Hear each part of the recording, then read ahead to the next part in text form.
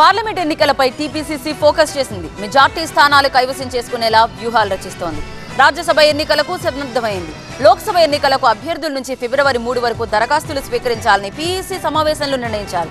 ఫిబ్రవరి 6న screening కమిటీకి PEC సిఫారసు చేయనుంది. లోక్సభ ఎన్నికలకు గడువు సమీపిస్తున్న వేళ హైదరాబాద్ గాంధీ భవన్లో ముఖ్యమంత్రి టీపీసీసీ అధ్యక్షుడు రేవంత్ రెడ్డి అధ్యక్షతన తెలంగాణ ప్రదేశ్ ఎన్నికల కమిటీ సమావేశం జరిగింది. కాంగ్రెస్ ఇన్ఛార్జి దీపాదాస్ మున్షితో పాటు మంత్రులు, పార్టీ సీనియర్ నేతలు హాజరైన ఈ సమావేశంలో మెజారిటీ ఎంపీ స్థానాలు గెలుచుకునేందుకు అనుసరించాల్సిన వ్యూహాలపై లోతుగా చర్చించారు. ఇప్పటికే పార్లమెంటు నియోజకవర్గాల వారీగా ఇన్ఛార్జీలను నియమించడంతో ఇక నియోజకవర్గాల వారీగా సభలు నిర్వహిస్తూ ఉధృతంగా ప్రచారం చేయాలని సమావేశంలో నిర్ణయించారు. 3 రాజ్యసభ స్థానాల కోసం అభ్యర్థుల ఎంపిక బాధ్యత ఖర్గేకు అప్పగించామన్నారు సీఎం రేవంత్.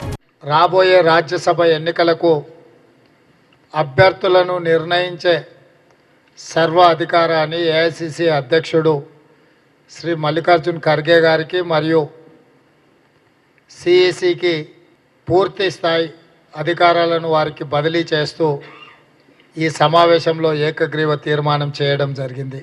వారికోస్ వెయిన్స్ వ్యాధికి కేవలం 30 నిమిషాల్లో చికిత్స. కాల్ చేయండి 9989527715.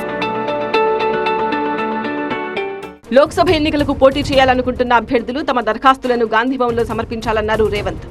అప్లికేషన్లను గాంధీభవన్లో ఇచ్చుకునే విధంగా జనరల్ సీట్లకు సంబంధించి 50,000 రూపాయలు అప్లికేషన్తో పాటు జమ చేయాలి. ఎస్సీ, ఎస్టీ, వికలాంగులకు 25,000 రూపాయలతో పాటు అప్లికేషన్తో జత చేయాల్సిందిగా మార్చి 3 తారీఖు సాయంత్రం 5 గంటల వరకు సమయం ఇస్తూ పీఈసీలో నిర్ణయించడం జరిగింది.